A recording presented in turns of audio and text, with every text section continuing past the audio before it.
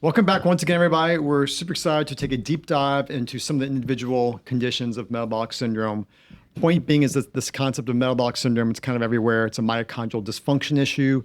And so we want to take individual diseases, diabetes, sleep apnea, PCOS, even cancer, and take some deep dives on how we look at it metabolically, testing we do. And then part 3, we'll talk about some specific mitochondrial therapies that we can do with those. So we'll start with, what's the first one on the list here? Diabetes and insulin resistance. The diabetes is, Dr. Jenski, I understand it's your soapbox you have. Yeah. So definition of diabetes, if my memory serves me correctly, would be if A1C over 6.5. It would be a 3 fasting glucoses over 126 or oral glucose challenge test. You could be pre-diabetic if you have the 3 fasting glucoses between 100 and 125, or an A1C. Depends on the lab, 5.7, 5.8, 5.7 to 6.4, something like that, And so no really mention of fasting, insulin, glucagon, C-peptide levels, leptin, adiponectin. So why don't you talk about that a little bit? Because, you know, typically the only place you're getting an oral glucose challenge test is if you're pregnant, to look for gestational diabetes. But no one's really doing all the other stuff. Maybe well, minus functional medicine people like us. So the standard of care is downstream, and it's the A1C. And a hemoglobin A1C is essentially a hemoglobin molecule, the same molecule that carries oxygen for us, part of the red blood cell, essentially getting glucose slapped onto it. So glucose is sticky, it sticks, so this is glycosylated hemoglobin. The life cycle of a red blood cell is about 90 to 120 days. So it's the average estimated daily glucose over 3 to 4 months. So you get that value, and if it's below 5.7, they say normal, 5.7 to 6.3, pre-diabetes, 6.4 and above, diabetes. And if it's like 8, 9, 10, they get really scared. And great, we have criteria, but below 5, for starters, below 5.7 is not normal. Technically it is, but it's not optimal. Early insulin resistance starts at 5.4. That's well documented. So you want it even below 5.4, but you're not going to be told that. So 5.3, closer to 5, the better you are. That being said, it's a downstream marker that has many, many moving parts that can influence its value. So if you're not looking at a fasting glucose, if you're not looking at a fasting insulin, both upstream of this, if you're not looking at a fasting leptin and adiponectin, both upstream of that, then you can't see that full continuum of what's going on metabolically with that person's glucose control or lack thereof. And when you look at those parameters and you get them, and then you have a better idea of what's happening, you know where to intervene. You also can catch someone who has a very normal A1C, and they might have high leptin, low adiponectin. They have early upstream metabolic dysfunction, jump on it then, and then you never have to deal with the A1C.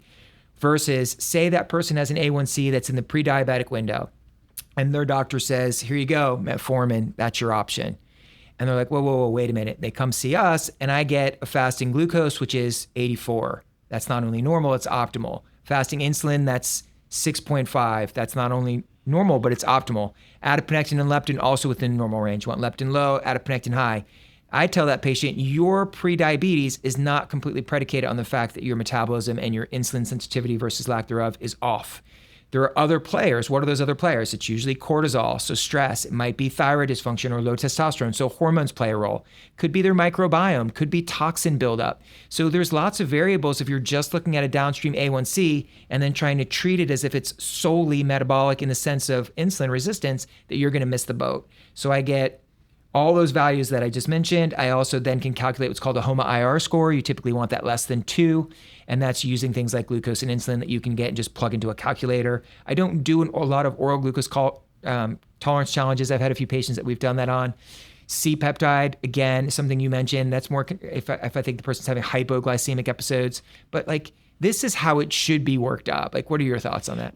I agree with everything you said. One additional thing with the A1C is early in my diabetes treatment career, we learned about the concept of the area under the curve.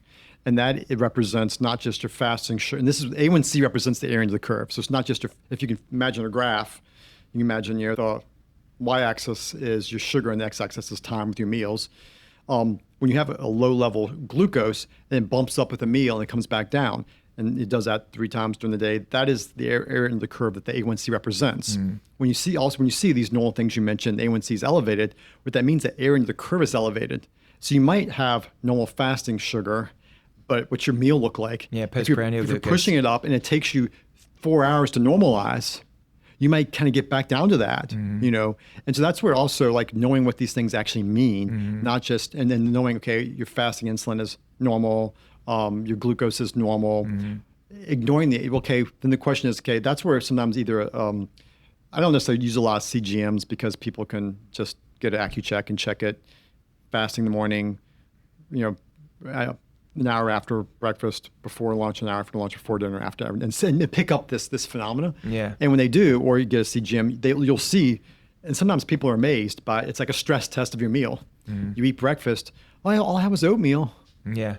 Oh, okay, yeah. And shoot your sugar up. Yeah. Yeah, and I see it with apple and beets and carrots and things that are deemed to be very healthy. Yeah. And it's, so that's important as well, because it could be as well like you're eating your response to the meal. Yeah. That postprandial hyperglycemia, after meal high glucose, and then the associated and correlated postprandial endotoxemia. If your gut bugs are off, you're releasing a lot of lipopolysaccharide. That's also driving up your blood sugar. And the inflammation is driving that pathway. So they are self-perpetuating. They are side by side, but that's the big problem for sure. And metabolic endotoxemia is metabolic issues driven by these gut toxins that go to the portal circulation, that pushed across, can be dragged across, driven by the food you eat, right? So all of a sudden, it like high ketogenic diets, like the high fat foods over time will drive up LPS. Yes, I love coconut oil. I love it. I use it, but it can actually drag those triglycerides, and then all of a sudden,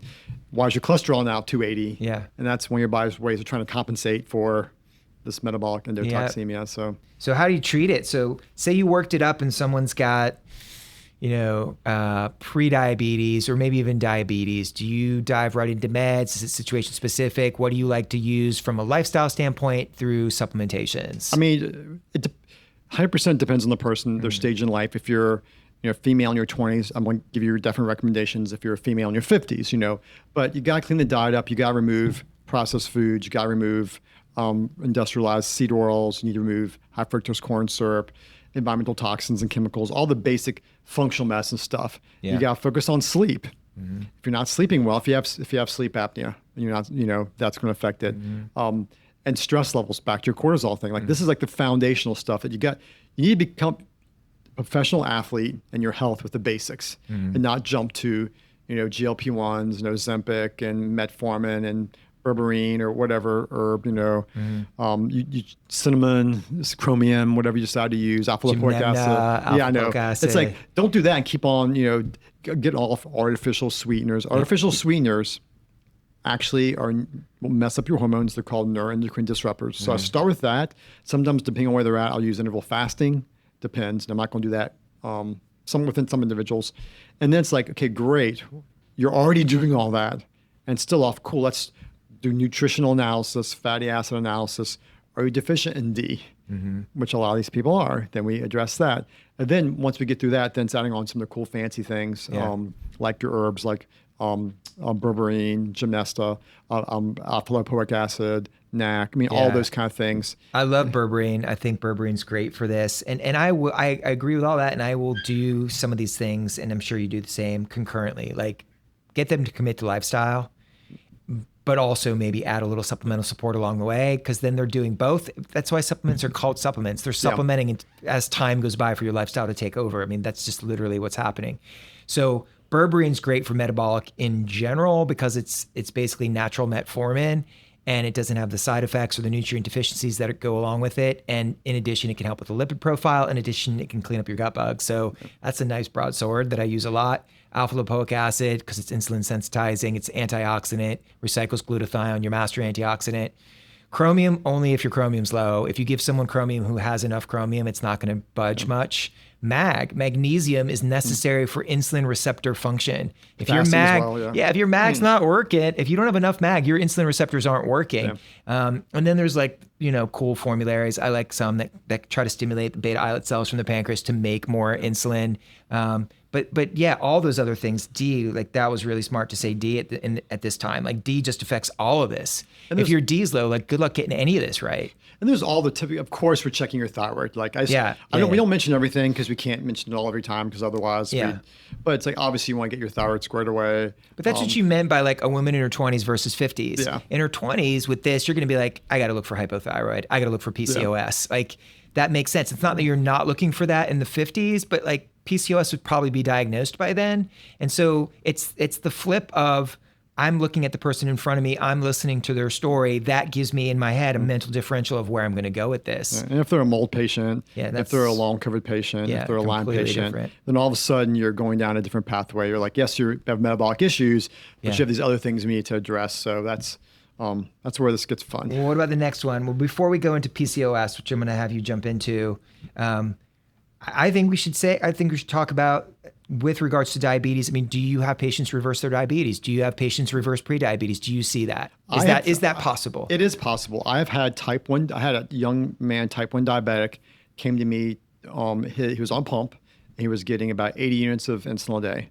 Type 1 diabetes. He's had this ever since he was a kid. Yeah. Got him down to 10 units a day of insulin. Wow. And it was diet, nutrients, exercise. That's an extreme version of treatment of this. I mean, like that's an autoimmune condition where your pancreas is not making insulin. That person will always need insulin, but you got him down to the minimal amount of insulin that he possibly needed. Got him down to physiologic doses. Yeah. From super physiologic doses to normal physiologic. Yeah. Like, I mean, that's pretty incredible. Yeah. But so, pre-diabetes, type 2, all the time, right? All the time. Yeah. I had one patient who early on in my career, who was actually a truck driver. And he came in, he had an A1C of 11. And for truck drivers, it means you're done, your career's over. Yeah. And so I was doing his driver's thing. And he's like, Doc, give me a month. I'm like, okay, whatever, dude. This is what you need to do for a month. And I rechecked his A1C in a month. I know you're supposed to do it in 3 months. I did it in a month. And it was 8. And now you can drive. Crud. Well, I'm only giving this to you for 2 months, buddy. And I keep him hooked in, right? Yeah. In 6 months, we had his A1C less than 7. That's and incredible. The only drug he was on at the end of that was metformin. Metformin, yeah. Yeah, and he changed which everything. Has emerging pro-longevity data. Absolutely, yeah. So yes, lowers risk for cardiovascular disease. But I've had cases like that. But those situations where we had massive responses, the people were all in. Yeah. For every one of those, I have 5 people who come and expect supplements only to do it for them. Yeah. They don't want to change lifestyle. They don't want to change diet. Yeah, you got to do all the things. They don't want to treat their sleep apnea because I don't like the machine. Yeah. And I don't want to take all these supplements. And why am I not getting better? And it's like, I'm sorry I left my magic wand home today. Yeah, you got to commit. It's what you said. It's you have to be. That was a great analogy. You have to be a professional athlete at the lifestyle stuff. Yeah. And I think that is always what we're about. We talk about these fancy labs and we talk about supplements and we talk about even medications and compounded things like peptides, but the reality is that is the core of what it is that we do. It's not for everybody. Yeah. Some people meet you halfway, some people are all in, some people, they just struggle with it. And that's okay. That's their journey. And I always respect and honor that and try not to make them feel bad, but they should also temper expectations if that's the case, because you have to get all in. I mean, I had one young lady come to see me a while ago who only came to me to get a surgery pre-op evaluation for a gastric bypass surgery. That was the only reason she came to see me. And in the functional clinic. This is my regular clinic. Oh, okay. She's on the functional side now. This is my regular clinic. Yeah. Because she saw the power of this. She saw the light. So I was like, look, you guys see me every month for 3 months. We have to say we're trying something. There's this drug. I used a GLP-1. I think it was Victoza. I used a Victoza at that point in time. I'm like, this drug works as well for weight loss, according to literature, as a gastric sleeve, which is what you're looking at. How about we try this while we do a few things? And she rolled her eyes. I was like, okay, whatever. Came back a month later, 15 pounds less. Came back a month later, 12 pounds less. She lost about 50 pounds over 5 to 6 months. She was all in. Ended up losing close to 100 pounds. And she lost actually as much weight as the surgery would have done for her without the surgery. Yeah, awesome. And so I have all these stories, but unfortunately for every one of those, I've got 5 more where it's like just people aren't quite ready to take the deep dive. Yeah, hopefully they will be. All right, let's talk about PCOS. So talk about the diagnostic criteria and then like how you work this up. So I love talking about diagnostic criteria for the American College of American College of Obstetricians and Gynecologists. Well, I keep on trying to say ACOG. I know. I keep on trying to say gastroenterologists. No, College of Obstetricians and Gynecologists. There we go. Perfect. Awesome. Nailed the landing. Yeah, there we go. Yeah. So yeah, it's like, sorry, man. My brain sometimes goes faster than my words. I slur my words. I apologize. But I love going over diagnostic criteria because in a way it's like, oh my gosh, this is what I used to do. And it's so little. So what is polycystic ovarian disease? So it's basically having either skipping your cycles or not having cycles, not ovulating. Okay, that makes sense. You have signs of excess testosterone, androgens, which could be like hair growth, hair on your nipple, the linea alba, which is the line down your belly, the hairs get a little darker. And then polycystic ovaries on ultrasound, right? Yeah. That's kind of sort of. Yeah. Now there are some serum markers of hyperandrogenism as well. So like an elevated testosterone on a blood panel. Yeah. And assuming they even get blood, which usually doesn't happen. Typically. And they might do some additional labs if things come off. And there's this thing called congenital adrenal hypoplasia, which I don't think I've ever had a patient with it. I've had one. It doesn't hide. Like they're diagnosed by the time they see you. They're already followed by endocrinology. Yeah. They're on all the right steroid hormones and other things that they need. Like they get all the things. Like when we talk about these conditions, we're talking about excluding the obvious bad stuff like prolactinomas and CAH and other things. Yeah. And then it's like, okay, this is looking more like PCOS. Okay, do they meet diagnostic criteria? Okay, do I even need that? I don't. I mean, if they want a label, sure. But if they don't meet diagnostic criteria, but they have, let's say, 1 out of the 3, or maybe 1.5, like there's a soft history of hyperandrogenism, but their T is currently fine, but they have the metabolic derangements that go along with it, I'm still treating it as such, right? Like I'm still using the same things that I would use because it's only going to help them. Well, how many people do you see come, and I see this all the time, they went to the OB, they went to endocrinologist, they told that they have fertility issues, I've got some endometriosis, maybe a fibroid, and you have PCOS. And you're like, okay, you don't necessarily meet all the criteria for this one, but you've got endo, you've got some fibroids, and you have infertility. And many, many times young women, the way their PCOS gets diagnosed is they're trying to start a family and they can't start it. And that's an unfortunate way to find out. But it's interesting how, one of the medications that we'll get started on to help with fertility is metformin, which is what? An insulin sensitizer, right? They get metformin and then hormones usually, birth control, or if they need their cycles regulated. Yeah, or if they're not trying to have a family, which is unfortunate because the oral estrogen will drive estrogen dominance, even further through the roof, which can drive yeast overgrowth. And strangely enough, that also suppresses your androgen production, which brings the androgen down. But then all of a sudden now, the outer third of the vaginal vault and your labia are androgen-dependent tissues. So now you get cystitis, uncomfortable down there, painful intercourse, recurrent bladder things. The urines are normal. You don't realize this is all induced by your suppressed androgens now. Yeah, and estrogen dominance. And so it's like, well, I fixed one problem and now we have 2 more. So it's anyway. So labs we do. Labs I like. Free and total testosterone, sex-binding, hormone-binding globulin, FSH, LH, progesterone, estradiol, doing a full hormone panel, but also metabolic labs. I want to know fasting insulin, A1C, thyroid status. Also because PCOS is an autoimmune spectrum disorder, I'm looking for thyroid antibodies, thyroid peroxidase. Antithyroglobulin. Exactly, yes. But I'm also looking for ANA. I'm looking for celiac markers, anti-gliadin markers. I'm looking at your HSCRP. Do you have a marker? Because CRPs are interesting because it's also an antimicrobial peptide. And when that's elevated, that can go along with low-grade infections, whether it's dental or whatnot. Looking at your SED rate, looking at your white count. I've had several come in, the white count's 9, which is normal, but we know white count. It's pretty high. Yeah, it's pretty high, yeah. And so all of a sudden, what other inflammation is going on in your body that can go along with this PCOS, that if we get those markers to come down, my experience is pretty much universally the other stuff comes down. Comes down as well. And then I would even, depending on how their cycles go, I sometimes do expanded hormone testing. We just did a few pieces on hormones, so we don't have to belabor that. But I might do a rhythm kit. I might try to capture what their cycle looks like. Yeah. I might get. I actually usually most of the time get like an essential estrogens detox kit, because if they're estrogen dominant, I want to see that they're breaking it down. Usually they're not. I mean, they are, but they're not neutralizing it appropriately. And if their gut's not working, they're not clearing it appropriately. Yeah. So you work there too, and that's like working really upstream, because then that's helping the problem in general that then might autocorrect some of these other issues. Yeah. So how would you treat it? I mean, essentially stuff that we kind of talked about. Well, right? treat it always the basics, the triangle of health, gut, stress, sleep, environment. I'm looking for environmental toxins and chemicals. Is there mold in your house? I almost always put these young ladies on low-dose naltrexone. It's great for dealing with that autoimmune spectrum phenomena. And Helps inflammation. If your Tregs are off, Th17, Th2, Th1, which you love diving in that and going into that, getting nerding out on that. If it's off, your adaptive teeter-totter is imbalanced. Your little teeter-totter's off, right? If those are off, guess what?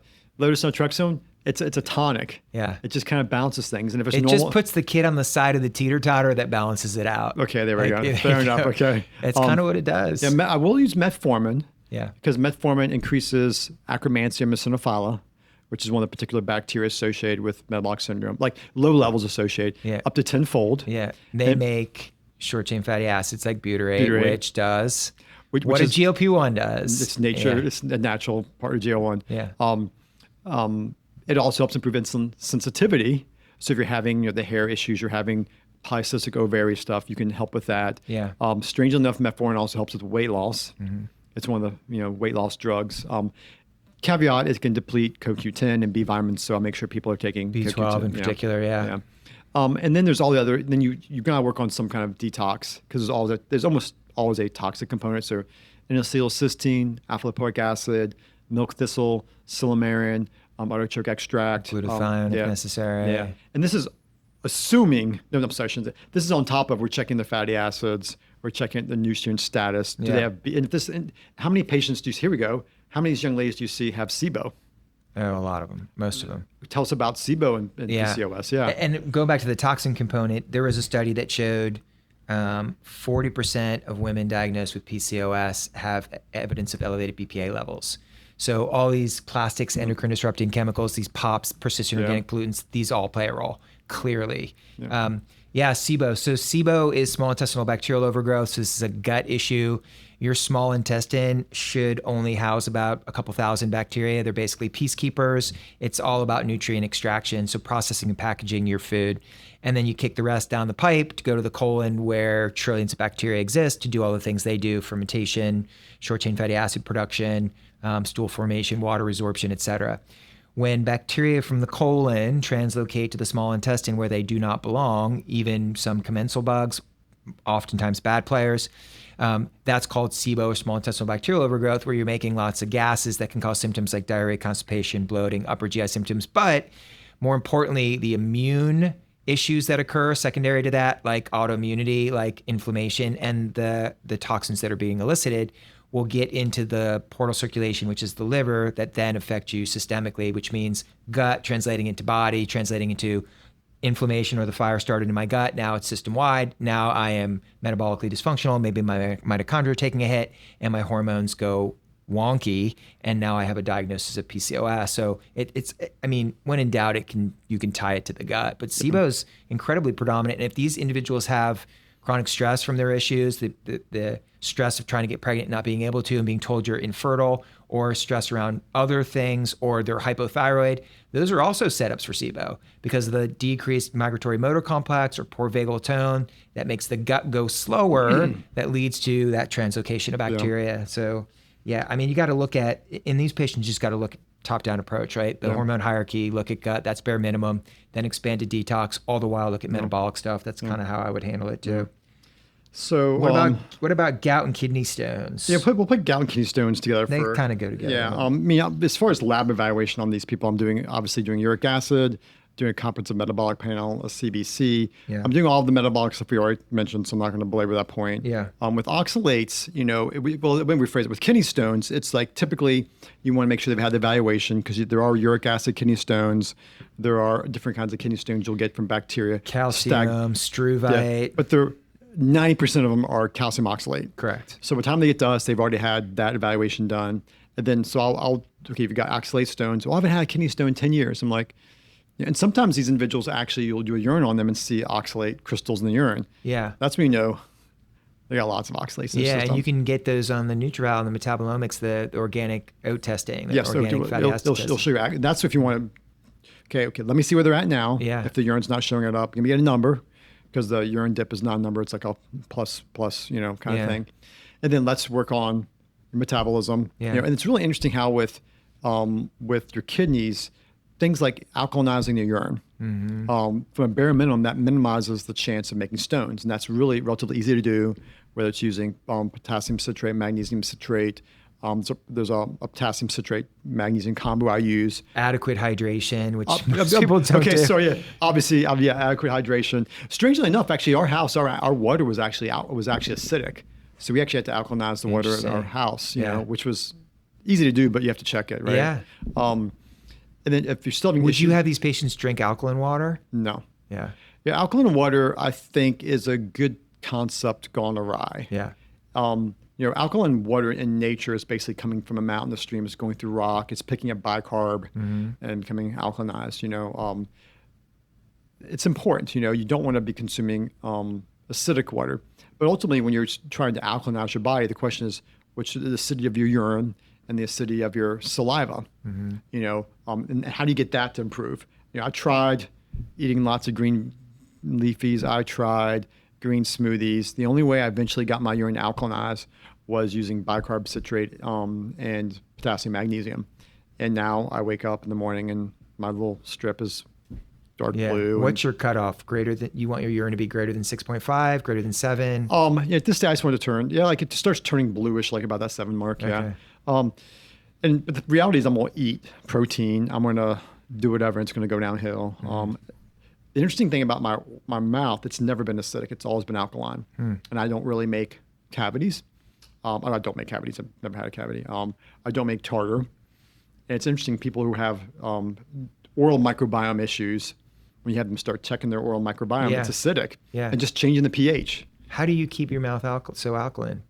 For me, it's my diet. Yeah. The hard part for me maintaining is my urine. That's where you have to check it. You get one little pHydrion test strips. Yeah. It's 5.5 to 8 or 8.8, I believe is the range. Do you use buffered vitamin C at all to alkalinize? No, don't use buffered. I've done the testing on myself. The best, if you're looking for things like that, the natural calm magnesium citrate is the best for that, because it's basically bicarb, and it's mag bicarb with citrate. Yeah. So if you're looking for that, and that can be helpful with bowel movements as well as helpful with sleeping at night. But that, if you're looking for that to alkalinize your urine. Yeah. But what it comes down a lot to is just mineral deficiencies. Yeah, and you'll clear these things out then. I mean, the whole point of all this conversation is that you're then going to lower these oxalate levels. You're going to lower these uric acid levels. You're going to extrude them better. Yeah.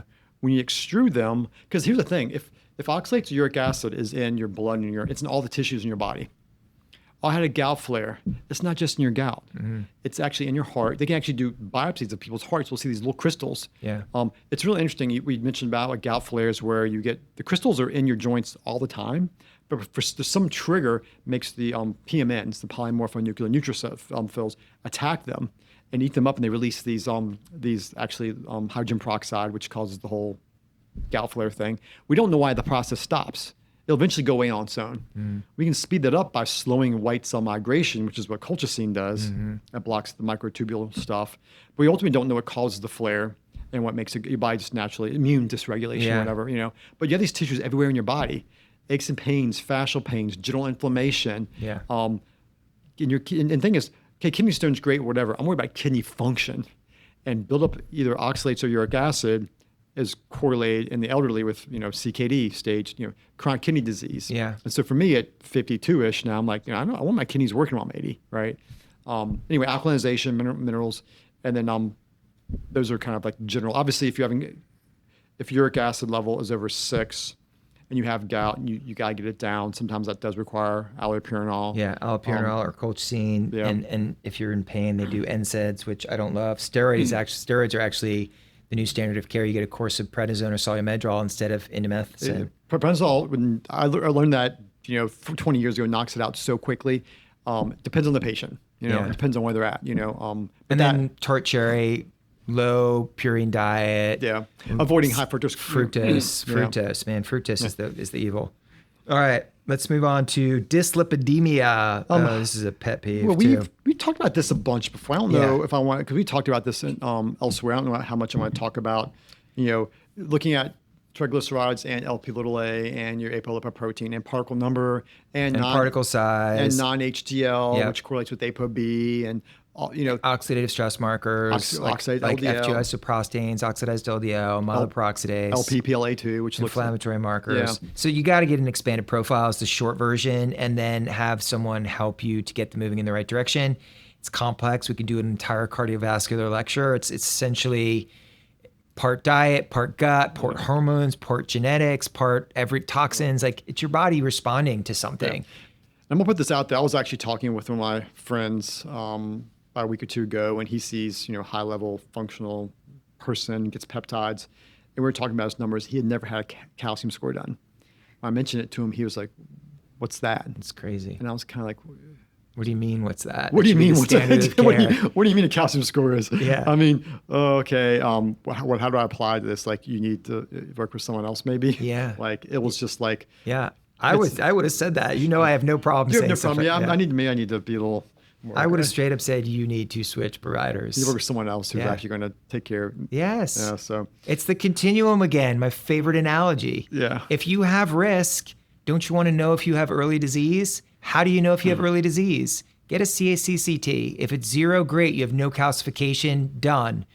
Go even deeper and consider getting a CIMT study, a carotid intimal medial thickness ultrasound. Estimate your vascular age, maybe a surrogate for soft plaque. If someone can do an endopat, get an endopat done.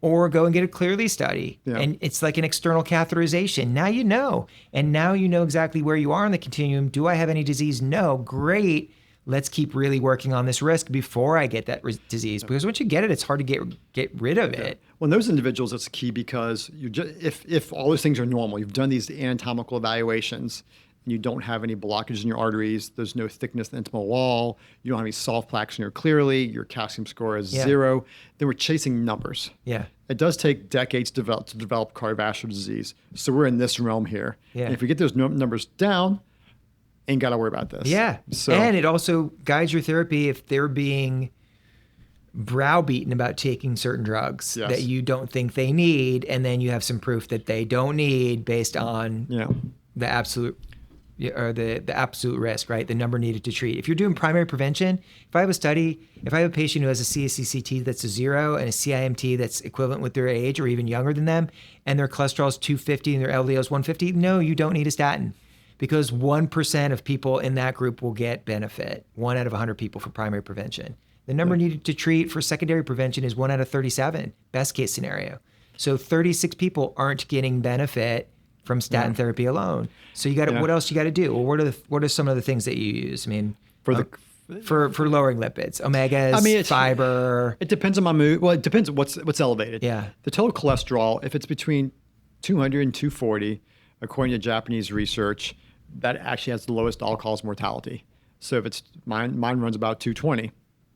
So what are all my other ones? So I want to get the LDL particle number down. Lots of ways to do that. Niacin, omega-3s. I've had great results with getting really high quality extra virgin cold pressed olive oil. I've had some patients drop their numbers like 20, 30% just with 3 tablespoons of olive oil from the olive oil tap room here in Richmond, you know. Yeah. If their LP(a) is up, I'm going to use some garlic, niacin. It really depends on what numbers are off. If their homocysteine is elevated, they're getting methylated B vitamins, mag, choline, all that, CMG. betaine, all that kind of stuff. So it really depends on what's elevated. Yeah. And that's what I think is cool about metabolic cardiology is once you do all these things, then you're like, okay, cool. What knobs do I turn? Yeah. It's all on top of diet and lifestyle, of course. Yeah. I start with every single one of these patients with 2 things, and I say it over and over again until they go from laughing to kind of looking at me like I'm crazy. And it's fish oil and fiber, fish oil and fiber, fish oil and fiber, fish oil and fiber. Why? Because most people are low in omega-3s and don't eat enough fiber. And those are the 2 lowest hanging fruits that are going to have the most bang for buck. You get over 40 grams a day of fiber, you get your omega check greater than 8 and a nice ratio of 3s to 6s, you're changing a lot physiologically in a very beneficial way. Then you layer other stuff in, or if it's really bad, you can concurrently do so. But it should be based on the literature. I like red yeast rice. I like plant sterols. I don't use a lot of citrus bergamot. I definitely use niacin. So you just kind of pick and choose what you need. You give it a trial, you follow the numbers, and then you pivot. Like that's how it should be. And before we move on, the one thing I want to say about the fish oil, taking omega-3s lowers your risk of sudden cardiac death 50%. Yeah.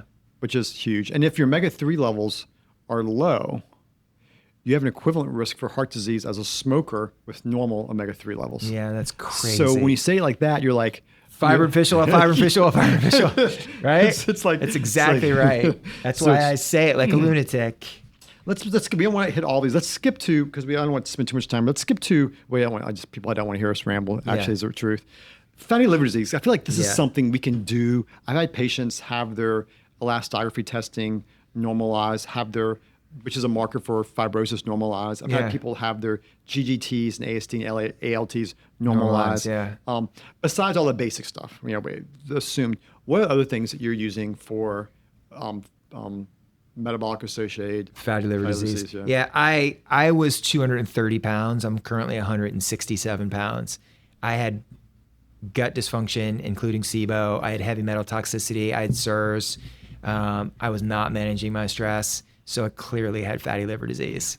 I was on blood pressure medication. I was pre-diabetic. I wouldn't take metformin. My lipids were high. None of that's the case now. And I reversed my fatty liver disease. So clearly you can do it. That being said, for me, it was a drastic lifestyle change. It starts with foundations. I think we're beating that to death, but I think it's on purpose. So I don't eat gluten. I don't eat dairy. I don't eat processed food. I don't drink alcohol. Completely detoxified my home and my lifestyle. Heavy metal chelated based on testing. Got my dentition right. Purify my air, filter my water. And then I take things that are naturally detoxifying in my diet, like cruciferous vegetables, like artichoke, like asparagus, like parsley, like cilantro, things that are literally helping modified citrus pectin. So eating citrus, peeling the fruit and eating that pith, that great part. So getting enough fiber in my diet, sweating with exercise, sweating with sauna, all those things are important. And then things like vitamin E have good reports in the literature. Things like milk thistle, which the key component is called silymarin, globe artichoke, NAC, glutathione, PC, which is phosphatidylcholine. These are all things that are incredibly important to help the liver heal and reverse fatty liver disease into normal liver disease or normal liver function, not disease. One thing, and those are all great. When we started our training earlier on, we learned about lipid therapy with the mold stuff, with water damage building exposure. Patricia Kane stuff. Yes, exactly. Yeah, and it's interesting how a lot of stuff to help the peroxisomes clean out toxins also help with the peroxisomes in the fatty liver. Yeah. So plasmalogens have a role. Yeah. Butyrate. TUDCA. And I'm using ursodiol because the local GI, the GI doctors, the NIH. So I'll copy the NIH doctors, but there's literature on ursodiol, which is a bile acid extract that actually ramps up peroxisome function. So what that does is all these dysfunctional fats, these dysfunctional lipids. It's like burning off your old engine, burning off bad oil. Burn the stuff off. You're prescribing that? Yes. And you're getting it covered? Yeah. Awesome. Yeah. Because isn't the indication for that gallstone resolution, which I've never seen happen, so I just never even try it? Well, you start using it for gallstones back in the 50s when having the surgery for gallstones was like, and then when it's like we can do this laparoscopically, robot, Da Vinci, in 45 minutes, and you can go home in the afternoon. It's like, well, you're going to take these couple pills that might elevate your lymphocytes a little bit for the next 2 to 3 years, or you're going to just go into the, And so no, I don't know if that many people do that anymore. Yeah. But for the fatty liver stuff, it's huge. In the primary biliary cirrhosis world, in the liver transplant world, they're using this actually to maintain liver function, to prevent, in the autoimmune liver disease world, to prevent a secondary autoimmune process from attacking the liver. So just as for me, it's like a very small jump to be like, okay, metabolic stuff, let's do this. Yeah. And what is it? If insurance won't cover ursodiol, there's torso deoxycholic. The dosing equivalents, I looked this up a while, the 250 milligrams. You need to dose the TUDCA a little higher than the ursodiol to get based on what the literature is to get equivalent Yeah. dosing. So you're looking at probably 750 to 1,000 of the TUDCA, which 2 capsules, Twice 2 to a 3 times, day. which is what Dr. Kane recommends Yeah. with the lipid protocol stuff. Yeah. So all of a sudden it's like this all kind of makes Yeah, sense. that TUDCA is also, besides helping with detox through what you just described, it's also a natural antiseptic. So it's keeping balance in the small intestine. So Yeah. there's that SIBO link again. It right? does help with controlling, Yeah. yeah. So Cool. and type 3 Alzheimer's, we'll briefly talk about this. This is, the whole Dale Bredesen recode protocol should be its own kind of thing because Yeah. I did that training years ago. It's literally its own kind of thing. But let's talk about briefly, if someone has cognitive decline, Yeah. their MoCA scores going down, their mini cogs going down, or just they're forgetting things and they're worried about it. And we do, what kind of labs are we doing to figure out if these persons are potential type 1, type 2, type 3, type 4, type 5? Yeah, Like, all of them, all the labs. All the labs. So it's like if you're working the Bredesen protocol, I mean, that's literally what it is. You have to count for all the subtypes. Now, that being said, you might rule a subtype out by history, right? Like someone's never had trauma, it's not traumatic. Okay, great. Yeah. But vascular, glycotoxic, traumatic, inflammatory, cold, hot, like there's all these different subtypes, and like ultimate, like trophic, I think is one of them. So essentially I'm looking, do they have nutrient deficiencies? Do they have hormone imbalances? Do they have metabolic dysfunction? Do they have inflammation? Do they have biotoxins? Do they have chronic infections? Do they have heavy metals? Are they a vasculopath? Like you're doing that whole workup. I'm doing that whole workup. So that's all the labs that we've talked about and more. But then I'm considering other parameters like the genetic component ApoE. I'll look at their ApoE status. Are they E3, which is same risk as general population, or do they have an E4, which increases risk? And if you have 2, exponentially more. And there is a new blood test out, or blood tests that are out now. And one, it's, I believe, called AD Detect. And really it's 2 labs in one. And it's looking at A beta 42/40 ratio and then p-tau 217. There's another lab called neurofibrillary light chains. And then there's another lab that I think only LabCorp does called GFAP. It's a gliofibrillary associated protein, I think is what it is. So there's emerging data on each of these tests correlating with specific cognitive decline, not all Alzheimer's dementia, some others like ALS or TBI, but the AD Detect one is one that's showing good emerging evidence. And when you see someone whose score is off, it rates it as low likelihood, indeterminate, or high likelihood. I mean, if that's off and they have the genetics and they have the clinical presentation, like they got to get an amyloid PET to see what's going on, And so then you're doing that workup. Usually a neurologist is doing that workup, a little beyond my scope, but that's how I'm working those up. And the reality is here in Richmond, usually they're going up to DC to get a SPECT scan. Yeah. We can do the neuroquants here, but it's typically most neurologists aren't ordering. They might order a DAT scan test if they think they have Parkinson's. Yeah. I've had that happen with a few patients, but that was actually at the university, not the local neurological group. Yeah, So. I have a patient who had a DAT scan, and I'm not sure where she got it. She comes down from Fredericksburg, but either way, both my Parkinson's patients are biotoxin patients, by the way, and so it'd be interesting to see if that diagnosis is true or not. Many of mine I had several patients who retired, went into long-term care for not long-term. They were what do you call them? They were not long-term care facilities. They were retirement communities. They were these really great, retirement communities, and they started having issues. And, a year into it, it's like they had mold in their unit, and the air conditioner in their unit. And it's like, so you move to this place to take care of the rest of your life, and then you start going downhill because there's mold in the place. I mean, I was 39 when I started my medical journey. I'm 50 now. I thought I had dementia. I mean, my brain stopped working. That's when I got scared. That's why I sought you out. You think I wanted to hang out with you? Of course you did. My brain was broken, and clearly it was related to something else. So there's a large percentage of people out there probably being misdiagnosed. If you look at the statistics with regards to what's true, when you say dementia, what's vascular, what's senile, what's Alzheimer's, like depending on who you ask, you're going to get a different set of numbers. There's no uniformity, meaning that there's a lot of overlap and there's a lot of misdiagnoses. So the key is if you suspect it, work it up. And if you can't handle it, get them to the right place. But there's more and more tools now. Just basically understand that this is a metabolic disease and other things. Yeah. And I've had a couple patients that got this thing called collagen. One got collagenous colitis, one got microscopic colitis.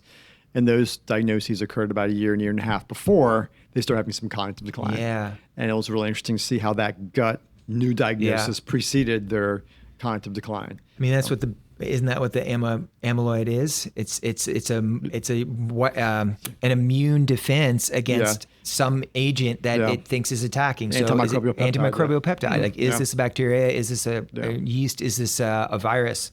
So it's your body's defense mechanism is what it is. All right, cool. Well, let's wrap this up. So these are a deep dive into considerations for the different conditions in metabolic syndrome. And next, let's talk about mitochondrial function, because ultimately all these things come down to mitochondrial function. Yeah. So I want to talk about that in relationship to metabolic production, and then what are some things we can do for addressing mitochondria, which ultimately comes the root cause of even aging now. Everything. I mean, cancer. It's all mitochondria. Yeah. So cool. Well, if you have questions, please post them below. Otherwise, hope this information is educational. Please like, share, subscribe. All the things I forgot to say at the beginning. And otherwise, we'll talk to you all later.